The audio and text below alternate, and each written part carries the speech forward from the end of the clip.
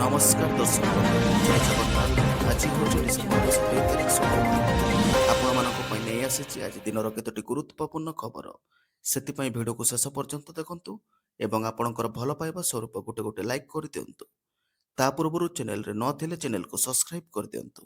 ଏମିତି ପ୍ରତିଦିନ latest news ସର୍ବପ୍ରଥମେ ଦେଖିବା ପାଇଁ ଏବେ ଆସନ୍ତୁ ସମ୍ପୂର୍ଣ୍ଣ ଖବର ଉପରେ ନଜର ପକାଇବା। ଆଜିର ପ୍ରଥମ ଖବର, ସରକାରୀ ବସ୍ରେ ଯାତ୍ରୀଙ୍କୁ ମିଳୁନି ଟିକେଟ୍, ସଂଗୃହୀତ ଅର୍ଥ ଯାଉଛି କୁଆଡ଼େ?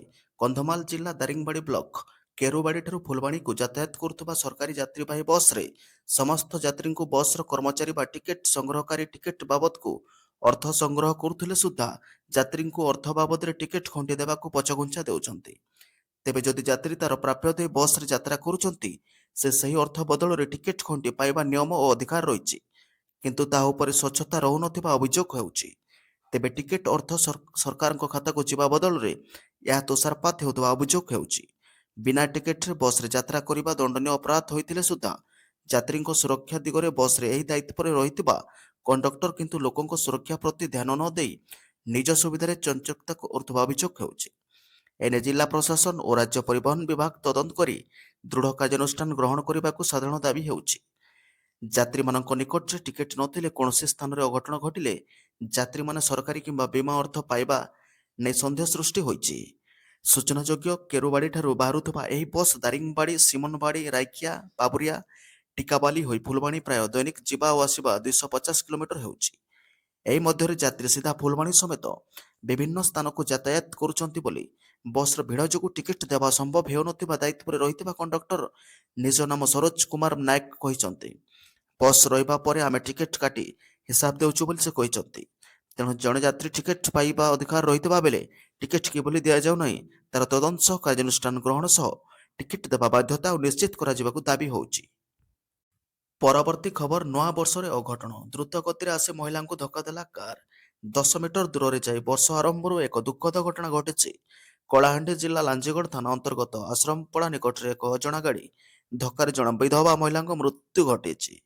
ମୃତ ମହିଳା ଜଣକ ଲାଞ୍ଜିଗଡ଼ ପଞ୍ଚାୟତ ଅନ୍ତର୍ଗତ ଜାମଛୁଆ ଗ୍ରାମର ସ୍ୱର୍ଗତ ସାଇବ ମାଝିର ପତ୍ନୀ ମଳ। ସୂଚନା ଅନୁସାରେ ମୃତ ମଳ କୌଣସି କାମରେ ଗାଁର ଲକ୍ଷ୍ମୀ ମାଝି ସହିତ ଜାମଛୁଆ ଗାଁରୁ ଲାଞ୍ଜିଗଡ଼ରୁ ଆଶ୍ରମପଡ଼ା ଗାଁ ଆଡ଼କୁ ଯାଉଥିବା ସମୟରେ ପଛପଟୁ ଲାଞ୍ଜିଗଡ଼ ଆଡ଼ୁ କୌଣସି ଏକ କାର ଦ୍ରୁତ ଗତିରେ ଆସି ଧକ୍କା ଦେଇଥିବା ବେଳେ 10 ମିଟର ଦୂରକୁ ମହିଳା ଜଣକ ଛିଟକି ହୋଇ ପଡ଼ିଥିବା ବେଳେ ସେଠାରେ ତାଙ୍କର ପ୍ରାଣବାୟୁ ଉଡ଼ିଯାଇଥିଲା।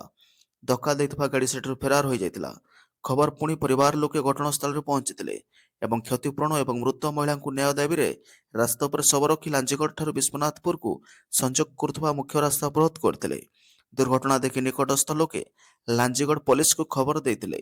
ଖବର ପାଇ ଲାଞ୍ଜିଗଡ଼ ଥାନା ଅଧିକାରୀ ଯଶବନ୍ତ ହିୱାଲଙ୍କ ନେତୃତ୍ୱରେ SI Tolamani Bishi, SI Balabhadra Gouda police ବଳ ସହିତ ଘଟଣାସ୍ଥଳରେ ପହଞ୍ଚି ତଦନ୍ତ କରୁଥିବା ସୂଚନା ମିଳିଛି।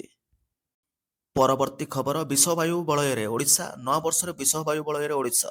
ଭୁବନେଶ୍ୱରରେ ବାୟୁର ଗୁଣବତ୍ତା ମାନ 352 ରହିଛି। ବାଲେଶ୍ୱରରେ 343 ଏକୁଏ ରହିଥିବା ବେଳେ ବ୍ୟାସନଗର ଏକୁଏ 328 ରହିଛି। ସେହିଭଳି କଟକରେ 309 ରହିଥିବା ବେଳେ ବାରିପଦାରେ ଏକୁଏ 306 ରହିଛି। ସମ୍ବଲପୁରରେ 304, କେନ୍ଦୁଝରରେ ଏକୁଏ 266 ରହିଛି। ଘନ କୁହୁଡ଼ି ସାଙ୍ଗକୁ ହାଡ଼ଭଙ୍ଗା ଶୀତ କରୁଛି। କଳବଳ ଘନ କୁହୁଡ଼ି ପାଇଁ ଦୃଶ୍ୟମାନ ମଧ୍ୟ ହ୍ରାସ ପାଇଛି। ଭୁବନେଶ୍ୱର ଅନ୍ତର୍ଜାତୀୟ ବିମାନ ବନ୍ଦରକୁ କେବଳ ଗୋଟିଏ ବିମାନ ଉଡ଼ାଣ ଭରିଛି ବୋଲି ସୂଚନା ମିଳିଛି। ପରବର୍ତ୍ତୀ ଖବର, ନୂଆ ସିଏସ୍କୁ ମୁଖ୍ୟମନ୍ତ୍ରୀଙ୍କ 15 ସୂତ୍ରୀ ଟାସ୍କ। ଅପାରଗଙ୍କୁ ବାହାର କର, ଖାଲି ପଦବୀ ପୂରଣ କର। ନୂଆ ଶାସନ ସଚିବଙ୍କୁ ମୁଖ୍ୟମନ୍ତ୍ରୀଙ୍କ 15 ନିର୍ଦ୍ଦେଶନାମା ଜାରି ଦେଇଛନ୍ତି। ନୂଆ ବର୍ଷରେ ପ୍ରଶାସନକୁ ଅଧିକ କ୍ରିୟାଶୀଳ କରିବା ପାଇଁ ମୁଖ୍ୟମନ୍ତ୍ରୀଙ୍କ ନୂଆ ଆଭିମୁଖ୍ୟ। ଶାସନ ପ୍ରଶାସନକୁ ଚଳଚଞ୍ଚଳ ଲୋକାଭିମୁଖୀ କରିବା ପାଇଁ ମୁଖ୍ୟମନ୍ତ୍ରୀ ରାଜ୍ୟର ନୂଆ ମୁଖ୍ୟ ଶାସନ ସଚିବ ଅନୁକରଙ୍କୁ ଏକ 15 ଦଫା ନିର୍ଦ୍ଦେଶାବଳୀ ପ୍ରଦାନ କରିଛନ୍ତି। ଓଡ଼ିଶା ଭିଜନ ଡକ୍ୟୁମେଣ୍ଟରେ ଆସନ୍ତା 2 ବର୍ଷ ପାଇଁ ସରକାର ରେଖାଙ୍କିତ ଲକ୍ଷ୍ୟକୁ ହାସଲ କରିବା ପାଇଁ ଅଗ୍ରାଧିକାର ଭିତ୍ତିରେ କାର୍ଯ୍ୟ କରିବାକୁ ମୁଖ୍ୟମନ୍ତ୍ରୀ ନିର୍ଦ୍ଦେଶ ଦେଇଛନ୍ତି। 2036 ସୁଦ୍ଧା 500 ବିଲିୟନ ଆମେରିକୀୟ ଡଲାର ଅର୍ଥନୀତି ସହିତ ସମୃଦ୍ଧ ଓଡ଼ିଶା ଗଠନ ଏବଂ ରାଜ୍ୟକୁ ଶ୍ରେଷ୍ଠ 5ଟି ବିକଶିତ ରାଜ୍ୟ ମଧ୍ୟରେ ଆଣିବାକୁ ଏକ ମିଶ୍ରିତ ଅର୍ଥନୀତି ଆଡ଼କୁ ନେବା ପାଇଁ ସରକାର ଲକ୍ଷ୍ୟ ରଖିଛନ୍ତି। ତେଣୁ ମୁଖ୍ୟମନ୍ତ୍ରୀ ଭାବେ ଜ୍ଞାନ ପରିଚାଳିତ ଶିଳ୍ପ ତଥା ସେବା କ୍ଷେତ୍ରକୁ ଅଧିକ ଗୁରୁତ୍ୱ ଦେଇ ଏହାର ଦ୍ରୁତ ବିକାଶ ପାଇଁ କାର୍ଯ୍ୟ କରିବା ପାଇଁ ନିର୍ଦ୍ଦେଶ ଦେଇଛନ୍ତି। ରାଜ୍ୟରେ ଶିଳ୍ପାୟନର ଦ୍ରୁତ ବିକାଶ ପାଇଁ ସବୁ ଜିଲ୍ଲାପାଳଙ୍କୁ ବିଭିନ୍ନ ପ୍ରକ୍ରିୟାକୁ ଫାଷ୍ଟଟ୍ରାକ୍ କରିବାକୁ ଏହି ନିର୍ଦ୍ଦେଶାବଳୀର ଗୁରୁତ୍ୱ ଆରୋପ କରାଯାଇଛି। ସେହିପରି ଆସନ୍ତା 2 ବର୍ଷ ମଧ୍ୟରେ ସବୁ ଖାଲି ଥିବା ସରକାରୀ ପଦବୀ ପୂରଣ କରିବା ପାଇଁ ନିର୍ଦ୍ଦେଶ ଦେଇଛନ୍ତି। ଦକ୍ଷ ଏବଂ ପ୍ରତିଶିକ୍ଷିତ ଅଧିକାରୀଙ୍କ ସେବା ଉପରେ ଗୁରୁତ୍ୱ ଆରୋପ କରିବା ସହ ଦୁର୍ନୀତିଗ୍ରସ୍ତ, ଅପାରଗ ଏବଂ ଦାୟିତ୍ୱହୀନ ଅଧିକାରୀ ଓ କର୍ମଚାରୀଙ୍କୁ ଚିହ୍ନଟ କରି ତାଙ୍କ ବିରୁଦ୍ଧରେ କଠୋର କାର୍ଯ୍ୟାନୁଷ୍ଠାନ ନେବାକୁ କହିଛନ୍ତି। ଏପରିକି ବାଧ୍ୟତାମୂଳକ ସେବା ନିବୃତ୍ତି କରିବା ପାଇଁ ନିର୍ଦ୍ଦେଶ ଦେଇଛନ୍ତି। ଏଥିରୁ ମୁଖ୍ୟମନ୍ତ୍ରୀଙ୍କ ଶାସନ ପ୍ରଶାସନକୁ ସ୍ୱଚ୍ଛ, ଦକ୍ଷ ଏବଂ ଚଳଚଞ୍ଚଳ କରିବା ପାଇଁ ଦୃଢ଼ ସଂକଳ୍ପକୁ ସୂଚାଉଛି। ଏଥିସହିତ ବିଭିନ୍ନ ପ୍ରକଳ୍ପର ସଫଳ ରୂପାୟନ ପାଇଁ ନିୟମିତ ଭାବେ ସମୀକ୍ଷା ଓ ମୂଲ୍ୟାୟନ କରିବା ପାଇଁ ଗୁରୁତ୍ୱ ଆରୋପ କରାଯାଇଛି।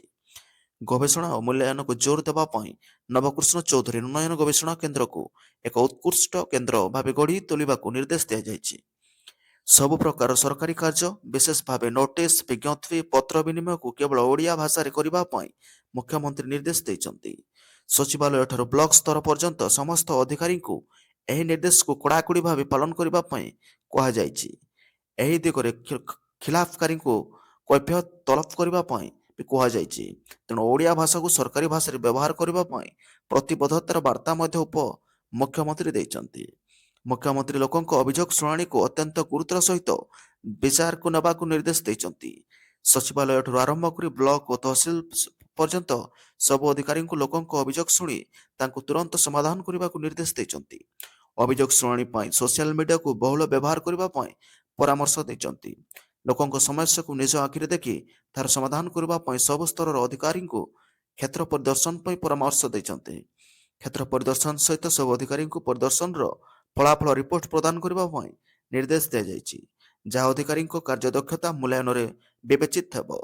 ଏହି 15 ସୂତ୍ରୀ ପରାମର୍ଶ ନିର୍ଦ୍ଦେଶିକା ରାଜ୍ୟ ଶାସନ ପ୍ରଶାସନକୁ ନିଶ୍ଚିତ ଭାବେ ଚଳଚଞ୍ଚଳ କରିବ।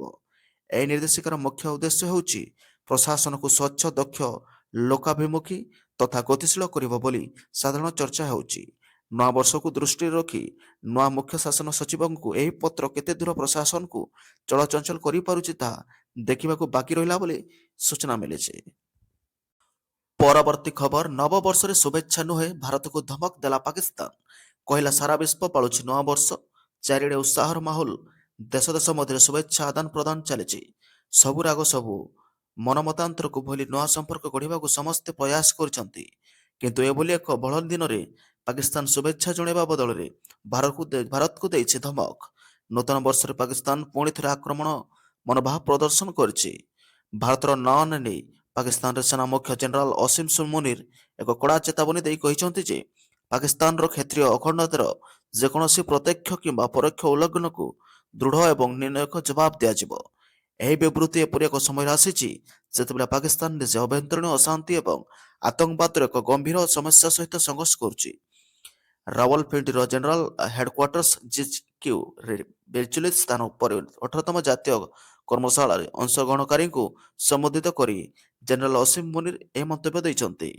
ସେ କହିଛନ୍ତି ଯେ ପାକିସ୍ତାନ ଏହାର ସାର୍ବଭୌମତ୍ୱ ଏବଂ କ୍ଷେତ୍ରୀୟ ଅଖଣ୍ଡତାକୁ ରକ୍ଷା କରିବା ପାଇଁ ଯେକୌଣସି ସୀମାକୁ ଯିବ ବୋଲି ସୂଚନା ମିଳିଛି। ପରବର୍ତ୍ତୀ ଖବର, ବଦଳିଲା ସିବିଏସ୍ଇ ବୋର୍ଡ ପରୀକ୍ଷା ତାରିଖ। ଜାଣନ୍ତୁ କେବେ ହେବ କେନ୍ଦ୍ରୀୟ ମାଧ୍ୟମିକ ଶିକ୍ଷା ବୋର୍ଡ 2024 ପାଇଁ ଦଶମ ଏବଂ ଦ୍ୱାଦଶ ଶ୍ରେଣୀ ବୋର୍ଡ ପରୀକ୍ଷା ପାଇଁ ସଂଶୋଧିତ ସମୟ ସାରଣୀ ପ୍ରକାଶ କରିଛି। ପ୍ରଶାସନିକ କାରଣରୁ ବୋର୍ଡ ପରୀକ୍ଷାକୁ ସ୍ଥଗିତ କରାଯାଇଥିବା ନେଇ କୁହାଯାଇଛି। ପୂର୍ବରୁ 3 ମାର୍ଚ୍ଚରେ ହେବାକୁ ଥିବା ଦଶମ ଓ ଦ୍ୱାଦଶ ଶ୍ରେଣୀ ପରୀକ୍ଷାକୁ ସ୍ଥଗିତ ରଖିଥିଲା। ବୋର୍ଡ ଅନୁଯାୟୀ ଯେଉଁ ଦଶମ ଏବଂ ଦ୍ୱାଦଶ ବିଷୟଗୁଡ଼ିକର ପରୀକ୍ଷା ପୂର୍ବରୁ 3 ମାର୍ଚ୍ଚ 2024ରେ ହେବାକୁ ଥିଲା, ସେଗୁଡ଼ିକୁ ପ୍ରଶାସନିକ କାରଣରୁ ସ୍ଥଗିତ ରଖାଯାଇଛି। ସଂଶୋଧିତ ସମୟସୀମା ଅନୁଯାୟୀ ଦଶମ ଶ୍ରେଣୀ ପରୀକ୍ଷା ଏବେ 11 ମାର୍ଚ୍ଚ 2024ରେ ଅନୁଷ୍ଠିତ ହେବ। ଅନ୍ୟପଟେ ଦ୍ୱାଦଶ ଶ୍ରେଣୀ ପରୀକ୍ଷା 10 ଏପ୍ରିଲ 2024ରେ ଅନୁଷ୍ଠିତ ହେବ। ଛାତ୍ରଛାତ୍ରୀମାନେ ବୋର୍ଡର ଅଫିସିଆଲ ୱେବସାଇଟ cbse.government.in କୁ ଯାଇ ସଂଶୋଧିତ ସମୟ ସାରଣୀ ଦେଖିପାରିବେ ଏବଂ ଡାଉନଲୋଡ କରିପାରିବେ। ଦ୍ୱାଦଶ ଶ୍ରେଣୀ ଲିଗାଲ ଷ୍ଟଡି ପେପର ଏପ୍ରିଲ 10ରେ ଅନୁଷ୍ଠିତ ହେବ। ପ୍ରଥମ ଥର ପାଇଁ ଦଶମ ଶ୍ରେଣୀ ପରୀକ୍ଷା ଆସନ୍ତା ବର୍ଷ 2ଟି ପର୍ଯ୍ୟାୟରେ ଅନୁଷ୍ଠିତ ହେବ। ଫେବୃଆରୀ 17ରୁ ଆରମ୍ଭ ହେବ। ଦ୍ୱାଦଶ ଶ୍ରେଣୀ ପରୀକ୍ଷା ଫେବୃଆରୀ 17ରେ ଆରମ୍ଭ ହେବ ବୋଲି ସୂଚନା ମିଳିଛି। ପରବର୍ତ୍ତୀ ଖବର, ଆଜିଠାରୁ ଅଷ୍ଟମ ବେତନ କମିଶନ ଲାଗୁ। ଲକ୍ଷ ଲକ୍ଷ କେନ୍ଦ୍ରୀୟ କର୍ମଚାରୀଙ୍କୁ ବଡ଼ ଫାଇଦା। ଏତିକି ବଢ଼ିଯିବ। ନୂତନ ବର୍ଷ ସମସ୍ତଙ୍କ ପାଇଁ ଖୁସିର ଦିନ ହେବାକୁ ଯାଉଥିବା ବେଳେ ନୂତନ ବର୍ଷର ଆରମ୍ଭ କେନ୍ଦ୍ର ସରକାରୀ କର୍ମଚାରୀଙ୍କ ପାଇଁ ବିଶେଷ ହେବାକୁ ଯାଉଛି। ଭାରତ ସରକାର ଅଷ୍ଟମ ବେତନ କମିଶନର ସୁପାରିଶକୁ ଗ୍ରହଣ କରିଛନ୍ତି। ଏହା ଜାନୁଆରୀ 1ରୁ ନୂତନ ବର୍ଷର ଆରମ୍ଭକୁ ଗଣନା କରାଯିବ। ବିଶେଷଜ୍ଞମାନେ ବିଶ୍ୱାସ କରନ୍ତି ଯେ ଅଷ୍ଟମ ବେତନ କମିଶନ ଫିଟମେଣ୍ଟ ଫ୍ୟାକ୍ଟର 2.4ରୁ 3% ମଧ୍ୟରେ ରହିବ। ଏହାଦ୍ୱାରା କେନ୍ଦ୍ର ସରକାର କର୍ମଚାରୀଙ୍କ ପାଇଁ 20ରୁ 35% ଦରମା ବୃଦ୍ଧି ହୋଇପାରେ ବୋଲି ବିଶ୍ୱାସ କରାଯାଉଛି। ନୂତନ ବେତନ କମିଶନ ଲକ୍ଷ ଲକ୍ଷ ବର୍ତ୍ତମାନର କେନ୍ଦ୍ର ସରକାର କର୍ମଚାରୀ ଏବଂ ପେନ୍ସନଭୋଗୀଙ୍କୁ ଲାଭ ଦେବ। ଉଲ୍ଲେଖନୀୟ ଯେ କେନ୍ଦ୍ର ସରକାର ଗତ ନଭେମ୍ବରରେ ଅଷ୍ଟମ ବେତନ କମିଶନର ସୁପାରିଶକୁ ଗ୍ରହଣ କରିଥିଲେ। ଏହି ସମୟ ମଧ୍ୟରେ ସରକାର କମିଶନକୁ ତାଙ୍କ ରିପୋର୍ଟ ଦାଖଲ କରିବା ପାଇଁ 18 ମାସ ସମୟସୀମା ମଧ୍ୟ ଦେଇଛନ୍ତି। ଦରମା ଭତ୍ତା ଏବଂ ପେନ୍ସନ ସମୀକ୍ଷା କାର୍ଯ୍ୟ ଏବଂ ଆନୁଷ୍ଠାନିକ ଭାବରେ ଆରମ୍ଭ ହୋଇଛି। ଯଦିଓ ଅଷ୍ଟମ ବେତନ କମିଶନର 1 ଜାନୁଆରୀ 2025ରୁ ଗଣନା କରାଯାଉଛି, କିନ୍ତୁ ବର୍ଦ୍ଧିତ ଦରମା ପାଇବା ପାଇଁ କେନ୍ଦ୍ର ସରକାର କର୍ମଚାରୀମାନଙ୍କୁ ଆହୁରି ଟିକେ ଅପେକ୍ଷା କରିବାକୁ ପଡ଼ିପାରେ। ରିପୋର୍ଟ କରାଯାଉଛି ଯେ ବର୍ଦ୍ଧିତ ଦରମା 2028ରୁ ପ୍ରଦାନ କରାଯିବ, ଅର୍ଥାତ୍ 2028ରେ ବେତନ କମିଶନ ଲାଗୁ ହେବ। ଏହା ପୂର୍ବରୁ ମଧ୍ୟ ଘଟିଛି। ସପ୍ତମ ବେତନ କମିଶନ ଜାନୁଆରୀ 2016ରେ ଲାଗୁ ହୋଇଥିଲା, କିନ୍ତୁ କେନ୍ଦ୍ର ସରକାର ଏହାକୁ ଜୁନ୍ 2016ରେ ଅନୁମୋଦନ କରିଥିଲେ। ଏହି ଅନୁମୋଦନ ପରେ ବକେୟା ପ୍ରଦାନ କରାଯାଇଥିଲା ବୋଲି ଖବର ମିଳିଛି। ପରବର୍ତ୍ତୀ ଖବର, ଜାଣନ୍ତି କି ପ୍ରତି ମାସ 1 ତାରିଖରେ କାହିଁକି ବଦଳେ ସିଲିଣ୍ଡର ଦର? 2 କି 3 ତାରିଖ କାହିଁକି ନୁହେଁ? ଜାଣନ୍ତୁ ଏହା ପଛର କାରଣ। ନୂତନ ବର୍ଷ ଆରମ୍ଭ ହେବା ସହିତ ଗ୍ୟାସ୍ ସିଲିଣ୍ଡର ମୂଲ୍ୟ ବୃଦ୍ଧି ପାଇଛି, ଯାହା ସମସ୍ତଙ୍କ ଚିନ୍ତାକୁ ବୃଦ୍ଧି କରିଛି। ତେବେ ଏହି ମୂଲ୍ୟ ବୃଦ୍ଧି ବାଣିଜ୍ୟିକ ଏଲ୍‌ପିଜି ସିଲିଣ୍ଡର ପାଇଁ କରାଯାଇଛି, ଯେତେବେଳେ କି ଘରୋଇ ଗ୍ୟାସ୍ ସିଲିଣ୍ଡର ପାଇଁ କୌଣସି ମୂଲ୍ୟ ବୃଦ୍ଧି କରାଯାଇ ନାହିଁ, ଯାହା ଜନସାଧାରଣଙ୍କୁ ଆଶ୍ୱସ୍ତି ଦେଇଛି। ସଦ୍ୟତମ ମୂଲ୍ୟ ବୃଦ୍ଧି ଯୋଗୁଁ ବାଣିଜ୍ୟିକ ଏଲ୍‌ପିଜି ସିଲିଣ୍ଡର 111 ଟଙ୍କା ମହଙ୍ଗା ହୋଇଛି ଏବଂ ବର୍ତ୍ତମାନ 19 କିଲୋଗ୍ରାମ ଏଲ୍‌ପିଜି ସିଲିଣ୍ଡର ମୂଲ୍ୟ ପ୍ରାୟ 1691 ଟଙ୍କା 50 ପଇସା ଅଛି। କିନ୍ତୁ ଆପଣ କେବେ ଭାବିଛନ୍ତି କି ଏଲ୍‌ପିଜି ସିଲିଣ୍ଡର ମୂଲ୍ୟ ସବୁବେଳେ ପ୍ରତି ମାସର ପ୍ରଥମ ତାରିଖରେ କାହିଁକି ବୃଦ୍ଧି ପାଏ? ଅନ୍ୟ କୌଣସି ତାରିଖରେ କାହିଁକି ଏଲ୍‌ପିଜି ସିଲିଣ୍ଡର ମୂଲ୍ୟ ବୃଦ୍ଧି ପାଏ ନାହିଁ? ଏହା ପଛରେ କାରଣ କ'ଣ? ଏଲ୍‌ପିଜି ସିଲିଣ୍ଡର ମୂଲ୍ୟ ବୃଦ୍ଧିର ସବୁଠାରୁ ଗୁରୁତ୍ୱପୂର୍ଣ୍ଣ କାରଣ ହେଉଛି ଅନ୍ତର୍ଜାତୀୟ ବଜାରରେ ଅଶୋଧିତ ତୈଳର ମୂଲ୍ୟର ପରିବର୍ତ୍ତନ, ଯାହା ଏଲ୍‌ପିଜି ସିଲିଣ୍ଡର ମୂଲ୍ୟ ବୃଦ୍ଧି ଏବଂ ହ୍ରାସରେ ପ୍ରତିଫଳିତ ହୁଏ। ଭାରତ ଏହାର ତେଳ ଓ ଗ୍ୟାସ୍ ଆବଶ୍ୟକତା ପୂରଣ କରିବା ପାଇଁ ଅନ୍ୟ ଦେଶରୁ ଆମଦାନୀ ଉପରେ ନିର୍ଭର କରିଥାଏ। ଯେତେବେଳେ ବିଶ୍ୱ ବଜାରରେ ଅଶୋଧିତ ତୈଳର ମୂଲ୍ୟ ବୃଦ୍ଧି କିମ୍ବା ହ୍ରାସ ପାଏ, ଭାରତୀୟ କମ୍ପାନୀଗୁଡ଼ିକ ସେହି ଅନୁସାରେ ଏଲ୍‌ପିଜି ସିଲିଣ୍ଡର ମୂଲ୍ୟ ନିର୍ଣ୍ଣୟ କରନ୍ତି। ଆଉ ଏକ ଗୁରୁତ୍ୱପୂର୍ଣ୍ଣ କାରଣ ହେଉଛି ଭାରତ ଡଲାରରେ ତେଲ ଆମଦାନୀ କରେ। ଯଦି ଡଲାର ତୁଳନାରେ ଟଙ୍କା ମୂଲ୍ୟ ହ୍ରାସ ପାଏ, ତେବେ କମ୍ପାନୀଗୁଡ଼ିକ ତେଲ କିଣିବା ପାଇଁ ଅଧିକ ଦେୟ ଦେବାକୁ ପଡ଼ିଥାଏ। ଚାହିଦା ଏବଂ ବିଭିନ୍ନ ଟିକସ ସମେତ ଅନ୍ୟାନ୍ୟ ଅନେକ କାରଣ ମଧ୍ୟ ମୂଲ୍ୟକୁ ପ୍ରଭାବିତ କରେ। କେବଳ ପ୍ରଥମ ତାରିଖରେ କାହିଁକି ମୂଲ୍ୟ ବୃଦ୍ଧି କରାଯାଏ? ପ୍ରତି ମାସର ପ୍ରଥମ ତାରିଖରେ ଏଲ୍‌ପିଜି ସିଲିଣ୍ଡର ମୂଲ୍ୟ ବୃଦ୍ଧି ପାଇବାର ଅନେକ ମୁଖ୍ୟ କାରଣ ଅଛି। ଏହାର ମୁଖ୍ୟ କାରଣ ହେଉଛି ଆନ୍ତର୍ଜାତୀୟ ବଜାରରେ ତୈଳ ମୂଲ୍ୟ ପ୍ରତିଦିନ ଏବଂ ସବୁବେଳେ ପରିବର୍ତ୍ତନଶୀଳ ହୋଇଥାଏ।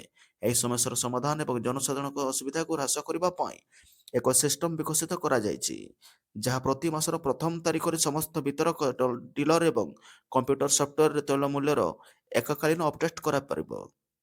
ଏହା ନିଶ୍ଚିତ କରେ ଯେ ନୂତନ ମୂଲ୍ୟ ସମଗ୍ର ଦେଶରେ ଏକକାଳୀନ କାର୍ଯ୍ୟକାରୀ ହେଉଛି। ଏହା କମ୍ପାନୀଗୁଡ଼ିକୁ ସମସ୍ତ ତେଲ ଏବଂ ଡଲାର ବିନିମୟ ହାର ସମୀକ୍ଷା କରିବା ଏବଂ ନୂତନ ମୂଲ୍ୟ ନିର୍ଦ୍ଧାରଣ କରିବା ପାଇଁ ସମୟ ଦେଇଥାଏ। ଏହା ବ୍ୟତୀତ ଗ୍ରାହକମାନେ ପୂର୍ବରୁ ଜାଣନ୍ତି ଯେ ଏଲ୍‌ପିଜି ସିଲିଣ୍ଡର ମୂଲ୍ୟ ଏକ ନିର୍ଦ୍ଦିଷ୍ଟ ତାରିଖରେ ବୃଦ୍ଧି ପାଇବ, ଯାହା ସେମାନଙ୍କୁ ସେମାନଙ୍କର ଆର୍ଥିକ ଆବଶ୍ୟକ ଖର୍ଚ୍ଚ ପାଇଁ ଯୋଜନା କରିବାକୁ ଅନୁମତି ଦିଏ ବୋଲି ସୂଚନା ମିଳିଛି। ପରବର୍ତ୍ତୀ ଖବର, ମୁଖ୍ୟମନ୍ତ୍ରୀ ସ୍ମାର୍ଟ ସିଟି ଯୋଜନାରେ ନୂଆ ଏନ୍ଏସି ଗଠନ ପାଇଁ ମାଷ୍ଟର ପ୍ଲାନ ପ୍ରସ୍ତୁତ। ଏନ୍ଏସି ଗଠନକୁ ନେଇ ନଗର ଉନ୍ନୟନ ମନ୍ତ୍ରୀ କୃଷ୍ଣ ଚନ୍ଦ୍ର ମହାପାତ୍ରଙ୍କ ପ୍ରତିକ୍ରିୟା। ସେ କହିଛନ୍ତି ଯେ ବର୍ତ୍ତମାନ ସହରୀକରଣ ଆବଶ୍ୟକତା ରହିଛି। 14 ମାସ ଭିତରେ 28ଟି ଏନ୍ଏସି, 7ଟି ମ୍ୟୁନିସିପାଲିଟି ଏବଂ ଗୋଟିଏ ମହାନଗର ନିଗମ ପାଇଁ କଥା ଦେଇଥିଲୁ। ତାହା ଚୂଡ଼ାନ୍ତ ହେଲା। ଜନଗଣନା ପାଇଁ କିଛି ଦିନ ବିଳମ୍ବ ହୋଇପାରେ। ବାକି ଯେଉଁଠି ଡିମାଣ୍ଡ ଅଛି ମୁଖ୍ୟମନ୍ତ୍ରୀ ବିଚାର କରୁଛନ୍ତି। ଯେଉଁଠି ଆବଶ୍ୟକତା ଅଛି ତାହା କରାଯିବ। ଏଥିପାଇଁ ବହୁତ ପ୍ରସ୍ତାବ ଆସିଛି। ନଗର ଉନ୍ନୟନ ମନ୍ତ୍ରୀ ପୁଣି କହିଛନ୍ତି ଯେ ବୁଧବାର ଡ୍ରାଫ୍ଟ ନୋଟିଫିକେସନ ହେଲା। ତା ପାଇଁ ବ୍ଲୁ ପ୍ରିଣ୍ଟ ହୋଇଛି। ସବୁ ମୁଖ୍ୟମନ୍ତ୍ରୀ ସ୍ମାର୍ଟ ସିଟି ଯୋଜନାରେ କାର୍ଯ୍ୟକାରୀ ହେବ ବୋଲି ଖବର ମିଳିଛି। ଏଥିପାଇଁ ମାଷ୍ଟର ପ୍ଲାନ ହୋଇଛି। ସେଥିରେ ଡ୍ରେନ୍, ରୋଡ୍, ଅଫିସ ବିଲ୍ଡିଂ ପାଇଁ 5 କୋଟି ରହିଛି। ଲାଇଟ୍ ପାଇଁ 5 ଲକ୍ଷ, 50 ଲକ୍ଷ, ଡ୍ରେନ୍ ପାଇଁ 50 ଲକ୍ଷ, ସଫାଇ ପାଇଁ 50 ଲକ୍ଷ ରହିଛି। ସବୁ ଏନ୍ଏସିରେ ବିଡିଓମାନେ କାର୍ଯ୍ୟକାରୀ ଅଧିକାରୀ ଚାର୍ଜରେ ରହିବେ। ଜିଲ୍ଲାପାଳ ପ୍ରଶାସନିକ ଅଧିକାରୀ ଭାବେ କାମ କରିବେ ବୋଲି ସୂଚନା ମିଳିଛି। ଭୁବନେଶ୍ୱରରେ ମେଟ୍ରୋ ଟ୍ରେନ୍ ପ୍ରଚଳନ ନେଇ ମନ୍ତ୍ରୀ କହିଛନ୍ତି ବିଭିନ୍ନ ବୈଷୟିକ ଟିମ୍ ବାହାରେ ରାଜ୍ୟକୁ ଯାଇ ଅନୁଧ୍ୟାନ କରୁଛନ୍ତି। ଭୁବନେଶ୍ୱରରେ ଟ୍ରାଫିକ୍ ଗହଳି ଘଟାଇବା ପାଇଁ ସରକାର ଯୋଜନା କାର୍ଯ୍ୟକାରୀ କରୁଛନ୍ତି। ମେଟ୍ରୋକୁ ତରବର ଭାବେ କରାଯିବ ନାହିଁ। ଯେଉଁ ଅନୁଧ୍ୟାନକାରୀ ଟିମ୍ ମାନେ ଯାଇଛନ୍ତି, ସେମାନେ ଅନୁଧ୍ୟାନ କରି ଫେରିବା ପରେ ଜଣାପଡ଼ିବ। କିନ୍ତୁ ଏହାର କାର୍ଯ୍ୟକାରୀ ନେଇ ନିର୍ଦ୍ଦିଷ୍ଟ ଭାବେ କିଛି କହିନାହାନ୍ତି ବୋଲି ଖବର ମିଳିଛି। ପରବର୍ତ୍ତୀ ଖବର, କାହିଁକି ଚୁପ୍ ବସିଛି ଭାରତ? ବାଂଲାଦେଶରେ ଆଉ ଜଣେ ହିନ୍ଦୁ ବ୍ୟକ୍ତିଙ୍କୁ ଛୁରୀ ଭୁଷି ହତ୍ୟା ଉଦ୍ୟମ। ପେଟ୍ରୋଲ ଢାଳି ମାରିଦେବାକୁ ପ୍ରୟାସ। ବାଂଲାଦେଶରେ ହିନ୍ଦୁମାନଙ୍କ ଉପରେ ଅତ୍ୟାଚାର ନିରନ୍ତର ଜାରି ରହିଛି। ଶରିୟତପୁର ଜିଲ୍ଲାରେ ଖୋକନ ଚନ୍ଦ୍ର ନାମକ ଜଣେ ହିନ୍ଦୁ ଯୁବକଙ୍କୁ ଏକ ହିଂସାତ୍ମକ ଦଳ ଘେରି ନିଷ୍ଠୁର ଭାବରେ ପିଟିଥିଲେ, ଦଙ୍ଗାକାରୀମାନେ ନୀରବ ରହି ଖୋକନ ଦାସଙ୍କୁ ଏକ ଛୁରୀରେ ଆକ୍ରମଣ କରିଥିଲେ ଏବଂ ତାପରେ ତାଙ୍କ ଉପରେ ପେଟ୍ରୋଲ ଢାଳି ତାଙ୍କୁ ଜୀବନ୍ତ ଜାଳି ଦେବାକୁ ଚେଷ୍ଟା କରିଥିଲେ। ହିନ୍ଦୁ ଯୁବକଙ୍କ ଉପରେ ଏହି ଆକ୍ରମଣ ବୁଧବାର ଘଟିଥିଲା। ଯୁବକଙ୍କ ଜଣକ ପୋଖରୀରେ ଡେଇଁ ପଳାଇ ଯାଇଥିଲେ। 2 ସପ୍ତାହ ମଧ୍ୟରେ ଏହା ଜଣେ ହିନ୍ଦୁଙ୍କ ଉପରେ ଚତୁର୍ଥ ଆକ୍ରମଣ। ଡିସେମ୍ବର 31 ତାରିଖରେ ଜଣେ ଔଷଧ ଦୋକାନୀ ମାଲିକ ଖୋକନ ଚନ୍ଦ୍ର ତାଙ୍କ ଦୋକାନରୁ ଘରକୁ ଫେରୁଥିବା ସମୟରେ ଆକ୍ରମଣର ଶିକାର ହୋଇଥିଲେ। ସେ ବର୍ତ୍ତମାନ ଶରିୟତପୁର ସଦର ହସ୍ପିଟାଲରେ ଭର୍ତ୍ତି ଅଛନ୍ତି। 2 ସପ୍ତାହ ମଧ୍ୟରେ ବାଂଲାଦେଶର ଜଣେ ହିନ୍ଦୁଙ୍କ ଉପରେ ଏହା ଚତୁର୍ଥ ଆକ୍ରମଣ ବୋଲି ଖବର ମିଳିଛି। ମହମ୍ମଦ ୟୁନୁସଙ୍କ ନେତୃତ୍ୱରେ ମଧ୍ୟବର୍ତ୍ତୀକାଳୀନ ସରକାର ଅଧୀନରେ ହିନ୍ଦୁ ସମେତ ସଂଖ୍ୟାଲଘୁଙ୍କ ବିରୋଧରେ ହିଂସା ବୃଦ୍ଧି ପାଇଛି, ଯେଉଁ ବିଶ୍ୱବ୍ୟାପୀ ଲୋକଙ୍କ ଏବଂ ଅନେକ ମାନବାଧିକାର ସଂଗଠନର କ୍ରୋଧ ସୃଷ୍ଟି କରିଛି ବୋଲି ବିଶେଷ ସୂତ୍ରରୁ ଖବର ମିଳିଛି। ପରବର୍ତ୍ତୀ ଖବର, ନୂଆବର୍ଷରେ ଅଘଟଣ, ଜିରୋ ନାଇଟ୍ ସେଲିବ୍ରେସନ ବେଳେ ବାରରେ ବିସ୍ଫୋରଣ, ଅନେକ ମୃତ, ଜିରୋ ନାଇଟ୍ ସେଲିବ୍ରେସନ ବେଳେ ଅଘଟଣ। ସୁଇଜରଲ୍ୟାଣ୍ଡର ଲୋକପ୍ରିୟ ପର୍ଯ୍ୟଟନ ସ୍ଥଳୀ କ୍ରାନ୍ସ ମଣ୍ଟାନରେ ନୂଆବର୍ଷ ଉତ୍ସବ ପାଳନ ଅବସରରେ ଏକ ବାରରେ ଭୟଙ୍କର ବିସ୍ଫୋରଣ ଘଟିଛି। ଏହି ଘଟଣାରେ ଅନେକ ଲୋକଙ୍କର ମୃତ୍ୟୁ ହୋଇଛି ଏବଂ କିଛି ଲୋକ ଗୁରୁତର ଆହତ ହୋଇଛନ୍ତି ବୋଲି ଖବର ମିଳିଛି। ବିସ୍ଫୋରଣଟି ଲେକନେଷ୍ଟଲେନ୍ସ ବାର ଓ ଲଞ୍ଜ ନାମକ ଏକ ବାରରେ ଘଟିଥିଲା। ବିସ୍ଫୋରଣ ପରେ ବାରରେ ନିଆଁ ଲାଗିଯାଇଥିଲା। ସୋସିଆଲ ମିଡିଆରେ ପ୍ରସାରିତ ଭିଡିଓରେ ବାରରୁ କଳା ଧୂଆଁ ବାହାରୁଥିବା ଦେଖାଯାଉଛି। ପୋଲିସର କହିବା ଅନୁସାରେ ବିସ୍ଫୋରଣ କାରର ଜଣାପଡ଼ିନାହିଁ। କିଛି ସ୍ଥାନୀୟ ଲୋକଙ୍କ କହିବା ଅନୁସାରେ କନସର୍ଟ ସମୟରେ ବାଣ ଫୁଟିବା ଯୋଗୁଁ ଏହି ନିଆଁ ଲାଗିଯାଇଥାଇପାରେ, କିନ୍ତୁ ପୋଲିସ ଏହାକୁ ସ୍ପଷ୍ଟ କରିନାହିଁ। ପୋଲିସ ଅଧିକାରୀ ଗାଏତଲାନ ଲାଥିଅନ କହିଛନ୍ତି, ଅଜଣା କାରଣରୁ ବିସ୍ଫୋରଣ ଘଟିଛି। ଅନେକ ଲୋକଙ୍କ ମୃତ୍ୟୁ ହୋଇଥିବା ବେଳେ କିଛି ଲୋକ ଆହତ ହୋଇଛନ୍ତି। ଅଗ୍ନିକାଣ୍ଡ ପ୍ରଭାବିତ ଲୋକଙ୍କ ପରିବାର ସଦସ୍ୟଙ୍କ ପାଇଁ ହେଲ୍ପଲାଇନ୍ ଜାରି ହୋଇଥିବା ପୋଲିସ କହିଛି। ପରବର୍ତ୍ତୀ ଖବର, ଯୋଗାଣ ମନ୍ତ୍ରୀଙ୍କ ବଡ଼ ଘୋଷଣା, ମାର୍ଚ୍ଚ ପର୍ଯ୍ୟନ୍ତ ଚାଲିବ ଧାନ କିଣା। ସବୁ ଚାଷୀଙ୍କ ଆକାଉଣ୍ଟକୁ ଚଳିତ ବର୍ଷ ମାର୍ଚ୍ଚ ପର୍ଯ୍ୟନ୍ତ ମଣ୍ଡିରେ ଧାନ କିଣା ଚାଲିବ ବୋଲି ଯୋଗାଣ ମନ୍ତ୍ରୀ କୃଷ୍ଣ ପତ୍ର ଘୋଷଣା କରିଛନ୍ତି। ଆଉ ସେ କହିଛନ୍ତି ଆଉ ତାଙ୍କ ପ୍ରତିକ୍ରିୟା ଦେଇଛନ୍ତି ଯେ ଏପର୍ଯ୍ୟନ୍ତ 10,50,000 ମେଟ୍ରିକ ଟନ୍ ଧାନ କିଣା ସରିଯାଇଛି। ସେଥିମଧ୍ୟରୁ 2,30,000 ଚାଷୀ